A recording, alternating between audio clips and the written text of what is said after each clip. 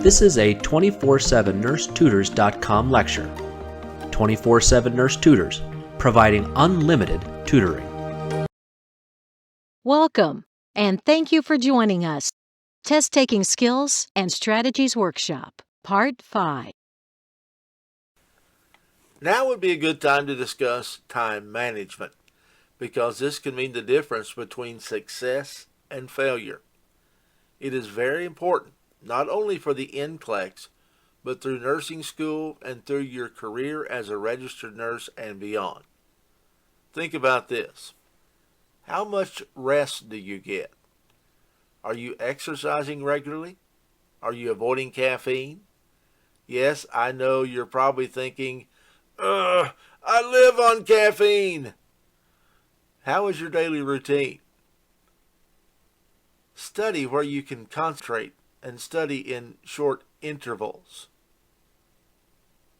Over-preparation reduces anxiety and instills confidence. Anything excessive will never be an expected finding. What is diaphoresis? Excessive sweating. What about tremors? Excessive shaking. What is hemorrhaging? Excessive bleeding. Anytime you see those words, look again. You may want to check on that client. Let's say you're asked, who should we see first? One of the answer choices is Parkinson's disease with tremors. Is this an expected or unexpected finding? Expected, right. But what if the question said Parkinson's disease with tremors and diaphoresis?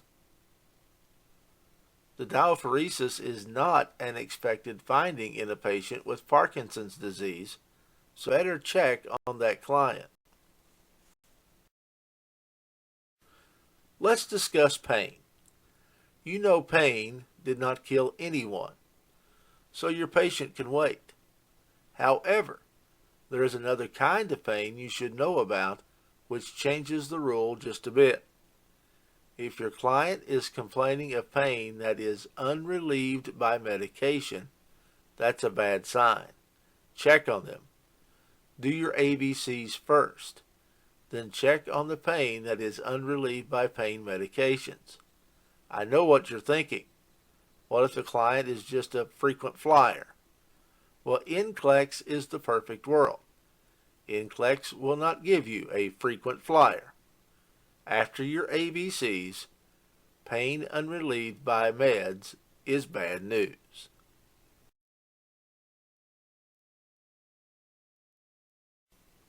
Let's discuss some other tips that you've probably heard about. Why should you not take antacids with medication? Because it inhibits absorption of many medications. Take antacids 2 hours before or after any medication.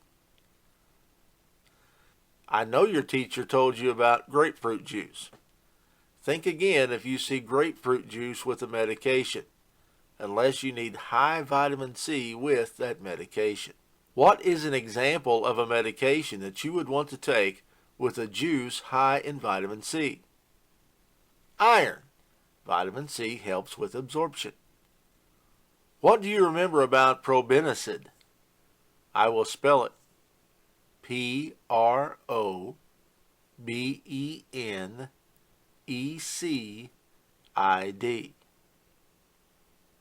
Yes, it interacts with many medications, and most times will slow down the excretion of the medication.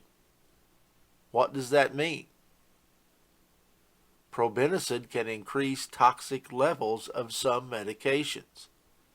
So on NCLEX, if you see probenecid together with another medication, think carefully.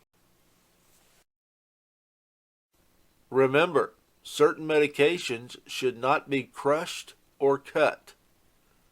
Don't crush the following medications: sublingual forms, enteric coated, delayed release, extended release, mucous membrane irritant, effervescent tablet, orally disintegrating tablets, and slow release.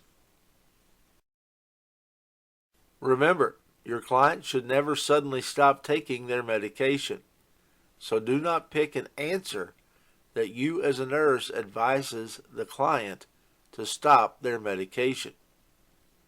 Nurses never adjust a medication. Do not slow anything down or increase anything without an order or prescription.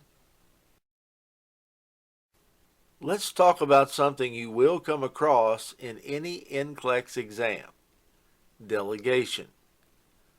The 5 rights of delegation are the right task, right circumstance, right person, right direction or communication, right supervision. Florence Nightingale said, "But in both hospitals and private houses, let whoever is in charge keep this simple question in her head. Not how can I always do this right thing myself, but how can I provide for this right thing to be always done?" That is the summarization of delegation.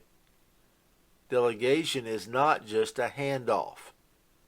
After appropriate assessment and planning, the nurse delegating needs to communicate his or her expectations to the person the task is being delegated to. The delegating nurse needs to make sure that staff members understand what they are being directed to do, and once that appropriate delegation is made, the performance of the activity needs to be monitored and problems identified and resolved. What can an unlicensed assistive personnel do? Well, activities of daily living. Examples of UAPs can help with hygiene, feeding, nutrition, ambulating, skincare. They can help with turning, repositioning, cough, deep breathing, range of motion. UAPs can do non-invasive procedures. They can assist clients. Remind or reinforce usually reminds clients. They can take care of input and output. They can check vital signs, check weight. They can detach suction and remove a Foley. They cannot connect or insert a Foley, and they can gather equipment. What can a licensed vocational nurse or a licensed practical nurse do? Well, here's an easy rule. Do not assign a licensed vocational nurse or a licensed practical nurse to do a task that a nurse assistant can complete. LPNs can osculate or listen. They can reinforce or remind. They can administer like PO, sub-Q, or IM. On NCLEX, remember LPNs cannot give any IV medications, high alert meds. They cannot give plasma or blood products. These are done by the RN. They can observe and monitor a client.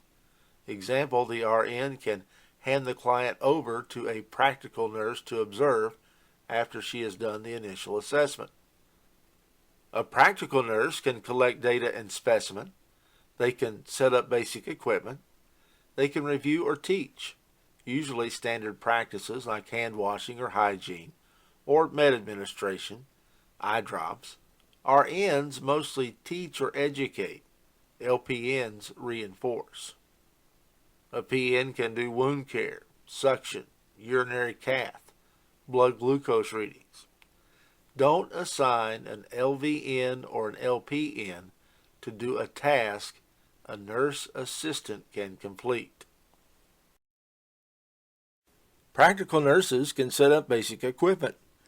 They are able to review previously taught information.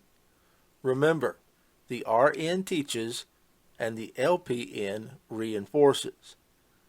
Reinforces standard practices like hand washing and hygiene. They can complete routine practices like wound care, suction, insert or discontinue a urinary catheter.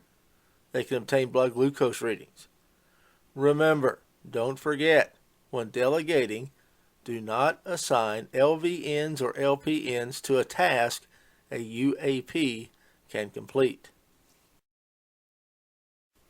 What can a registered nurse do? Well, pretty much everything else. Remember, don't forget, when delegating, do not assign to an RN a task an LPN can complete.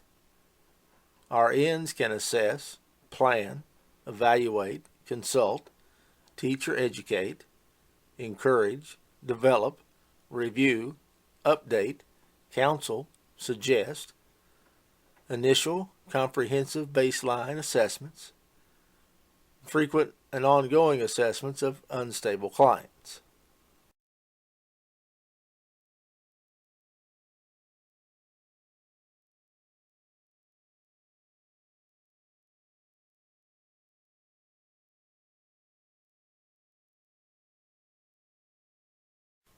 You need to avoid these assignments for travel nurses, new nurses, float nurses, LVNs, or LPNs. New onset. No sudden problems. No acute problems. Remember, chronic is stable. Acute is not. No new admission. No client transfers to a higher level of care. No newly diagnosed disorders. Anything that is complex is unstable, like clients with high-risk disorders, or those with sudden respiratory failure, or a client who requires frequent assessments or therapy, like titrating medications.